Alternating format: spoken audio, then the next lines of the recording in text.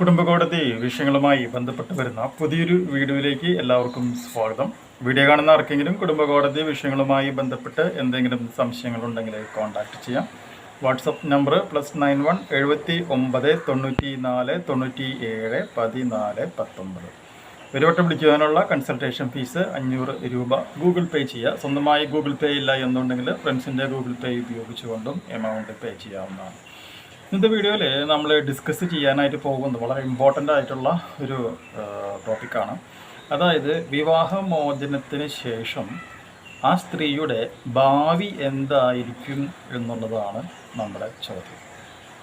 Okay, ഭാവി എന്തായിരിക്കും, അതിൻ്റെ ഒപ്പം തന്നെ ആ സ്ത്രീക്ക് ഒരു ആങ്ങളയ്ക്ക് ഒരു ഭാര്യയും കൂടി ഉണ്ടെങ്കിൽ ആ സ്ത്രീയുടെ ഭാവി കൂടുതൽ എന്ത് ആയി മാറും എന്നുള്ളത് നമുക്കൊന്ന് ഡിസ്കസ് ചെയ്യാം. ഓക്കെ, കുറച്ച് വലിയൊരു വീഡിയോ ആണ്, ശ്രദ്ധിച്ച് കേൾക്കാം. അപ്പോൾ അതിൻ്റെ കേസിൻ്റെ ഹെഡിങ് ഇങ്ങനെയാണ്: divorced daughter is not a dependent under section 21 of Hindu adoption and maintenance act 1956, thus not entitled to maintenance എന്നുള്ളതാണ് നമ്മുടെ ഈ കേസിൻ്റെ ടൈറ്റിൽ എന്ന് പറയുന്നത്. അതായത് Hindu adoption and maintenance act 1956 section 21 പ്രകാരം ഡിവോഴ്സ്ഡ് ആയിട്ടുള്ള വിവാഹമോചിതയായിട്ടുള്ള ഒരു മകള് അവളുടെ അച്ഛൻ്റെയോ അമ്മയുടെയോ സഹോദരങ്ങളുടെയോ സഹോദരിക്കോ അവൾ ഒരിക്കലും എന്തല്ല, ഒരു ഡിപ്പെൻഡൻ്റ് അല്ല. അതുകൊണ്ട് അവൾക്ക് ഒരു കാരണവശാലും അവർ എന്ത് ചെയ്യേണ്ട ആവശ്യമില്ല, മെയിൻ്റനൻസ് കൊടുക്കേണ്ടതായിട്ടുള്ള ആവശ്യം ഇല്ല എന്നാണ് കോടതി പറഞ്ഞിട്ടുള്ളത്.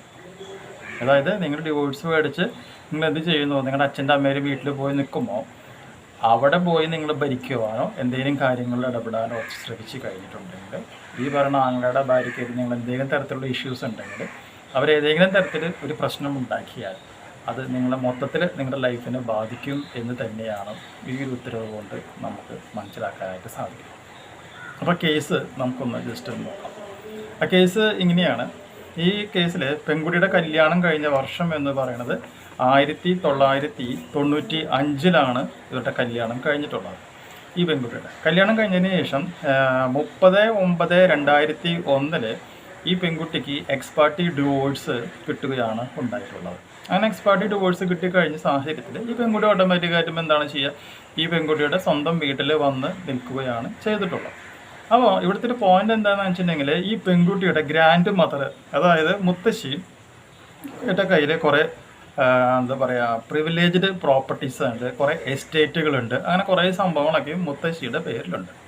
ഈ പെൺകുട്ടി ഡിവോഴ്സ് കഴിഞ്ഞ് വീട്ടിൽ വന്ന സമയത്ത് ഈ മുത്തശ്ശി എന്ത് സംഭവിക്കുന്നു, മരിക്കുകയാണ് ഉണ്ടാകുന്നത്. അങ്ങനെ മുത്തശ്ശി മരിച്ചപ്പോൾ ആ മുത്തശ്ശിയുടെ ഒരേ ഒരു മകൻ എന്ന് പറയുന്നത് ഈ ഡിവോഴ്സ് ആയിട്ട് വന്ന് നിൽക്കുന്ന പെൺകുട്ടിയുടെ അച്ഛനാണ്. അപ്പോൾ സ്വത്തിൻ്റെ മൊത്തം അവകാശം ആരായിട്ട് മാറി അച്ഛന് അവകാശം കിട്ടുകയാണ് ചെയ്തിട്ടുള്ളത്. ക്ലിയർ?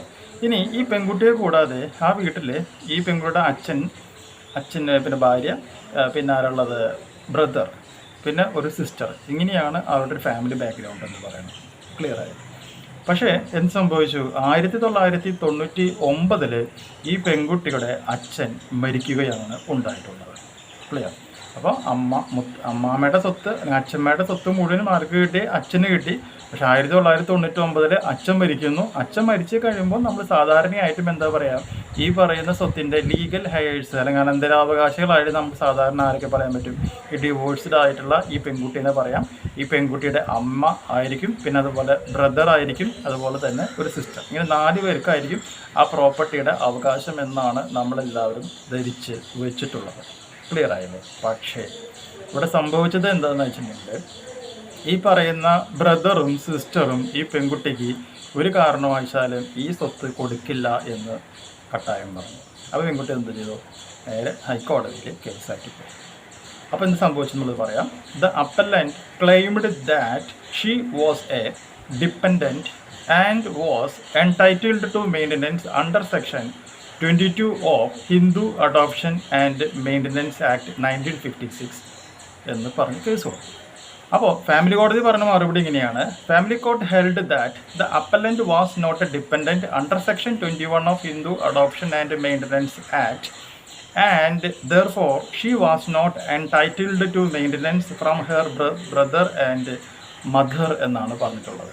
അപ്പോൾ പെൺകുട്ടി അണ്ടർ സെക്ഷൻ 22 പ്രകാരം HAMA പ്രകാരം കേസ് കൊടുത്തു. പക്ഷെ ഫാമിലി കോടതി എന്താ പറഞ്ഞത്, അണ്ടർ സെക്ഷൻ 21 പ്രകാരം ഈ പെൺകുട്ടിക്ക് മെയിൻ്റനൻസ് കൊടുക്കേണ്ടതായിട്ടുള്ള അല്ലെങ്കിൽ സ്വത്ത് കൊടുക്കേണ്ടതായിട്ടുള്ള ആവശ്യം ഈ പെൺകുട്ടിയുടെ ബ്രദറിനും മദറിനും സിസ്റ്ററിനും ഇല്ല എന്ന് കോടതി പറഞ്ഞു. അതായത് അങ്ങനെ കേസ് കൊടുത്തു കഴിഞ്ഞാൽ കിട്ടില്ല എന്ന് അവർ പറഞ്ഞു, ഫാമിലി കോടതി പറഞ്ഞു. അങ്ങനെ ഫാമിലി കോടതി പറഞ്ഞ ആ ഒരു നിയമത്തിന് അല്ലെങ്കിൽ ആ ഒരു ഉത്തരവിനെതിരായിട്ടാണ് ഈ പെൺകുട്ടി എന്ത് ചെയ്തേക്കുന്നത്, ഹൈക്കോടതിയിൽ പോയിട്ടുള്ളത്. ഓക്കെ, അപ്പോൾ ഹൈക്കോടതി പറഞ്ഞ മറുപടി ഇങ്ങനെയാണ്, കേൾക്കാം. The court stated that Section 21 of the Hindu Adoption and Marriage Act provided 9 categories of dependents who could claim maintenance, but the divorced daughter was not mentioned under that category എന്നാണ് പറഞ്ഞു വെച്ചിട്ടുള്ളത്. അപ്പോൾ ഹിന്ദു അഡോപ്ഷൻ ആൻഡ് മെയിൻ്റനൻസ് ആക്ടിലെ section 21 ആർക്കൊക്കെ സ്വത്തുക്കൾ ആർജിച്ചെടുക്കാം എന്നുള്ളതിനെ പറ്റിയിട്ട് വ്യക്തമായിട്ട് 9 ബന്ധങ്ങളെ കുറിച്ച് സംസാരിച്ചിട്ടുണ്ട്. പക്ഷേ ആ 9 ബന്ധങ്ങളിൽ എന്തിനെ കുറിച്ച് മെൻഷൻ ചെയ്തിട്ടില്ല, ഡിവോഴ്സ്ഡ് ഡോക്ടറിന് ഈ പറയുന്ന സ്വത്ത് കൊടുക്കണം എന്നുള്ളത് പറഞ്ഞിട്ടില്ല എന്ന് ഹൈക്കോടതി ക്ലിയർ കട്ടായിട്ട് പറയുകയാണ് ഉണ്ടായിട്ടുള്ളത്. തീരുമാനമായില്ലേ? പിന്നെ പറയുന്ന അടുത്ത പോയിന്റ് ഇങ്ങനെയാണ്, the court stated that since appellant, അതായത് divorced daughter was a divorcee, so she had the maintenance claim against her husband under section 125 CRPC 125(1) എന്നുള്ളതാണ് അതിൻ്റെ പോയിന്റ് പറഞ്ഞിട്ടുള്ളത്. അതായത് അവൾക്ക് ജീവിക്കാനായിട്ട് മാർഗ്ഗമില്ല എന്നുണ്ടെങ്കിൽ അവൾക്ക് എന്ത് ചെയ്യാം, അവൾ ഡിവോഴ്സ്ഡ് ആയിട്ടുള്ളൂ, പക്ഷെ ഇപ്പോഴും എന്ത് തന്നെയാണ്, മുൻ ഭർത്താവിൻ്റെ കയ്യിൽ നിന്ന് മെയിൻ്റനൻസ് മേടിക്കാനുള്ള അവകാശം അവൾക്കുണ്ട്. അതുകൊണ്ട് ആ ഭർത്താവിൻ്റെ കയ്യിൽ നിന്ന് വേണമെങ്കിൽ മെയിൻ്റനൻസ് മേടിക്കാം, അല്ലാതെ മദറിൻ്റെയോ സിസ്റ്ററിൻ്റെയോ ബ്രദറിൻ്റെയോ കയ്യിൽ നിന്നും ഈ പറയുന്ന പ്രോപ്പർട്ടീസ് ഒന്നും അക്യൂർ ചെയ്യാനായിട്ട് അവർക്ക് അവകാശമില്ല എന്ന് പറഞ്ഞു. കൂടാതെ ഒരു പോയിന്റ് കൂടി പറഞ്ഞു, the court stated that the family court had rightly observed that the appellant had already received her share from her father's estate and since she had received her share, she could not again claim maintenance from her mother, brother and sister എന്നാണ് പറഞ്ഞേക്കുന്നത്. എന്ന് പറയുന്നത് കല്യാണ സമയത്ത് തന്നെ already ഇവർക്ക് ആവശ്യമായിട്ടുള്ള property shares എല്ലാം തന്നെ ഈ പറയുന്ന അച്ഛനും അമ്മയും സഹോദരനും സഹോദരിയും കൂടി കൊടുത്തിട്ടുള്ളതാണ്. അതുകൊണ്ട് തന്നെ അതിനുശേഷം വീണ്ടും വന്നിട്ട് എന്ത് ചെയ്യാനായിട്ട് പാടില്ല, സ്വത്ത് വേണം എന്ന് പറഞ്ഞുകൊണ്ട് അല്ലെങ്കിൽ മെയിൻ്റനൻസ് വേണം എന്ന് പറഞ്ഞുകൊണ്ട് കേസ് ഫയൽ ചെയ്യാനായിട്ട് പാടില്ല. അങ്ങനെ ഫയൽ ചെയ്ത് കഴിഞ്ഞാൽ ആ കേസ് നിൽക്കില്ല എന്ന് തന്നെയാണ് അവർ അവിടെ വ്യക്തമായിട്ട് പറഞ്ഞ് വെച്ചിട്ടുള്ളത്. മനസ്സിലായല്ലേ?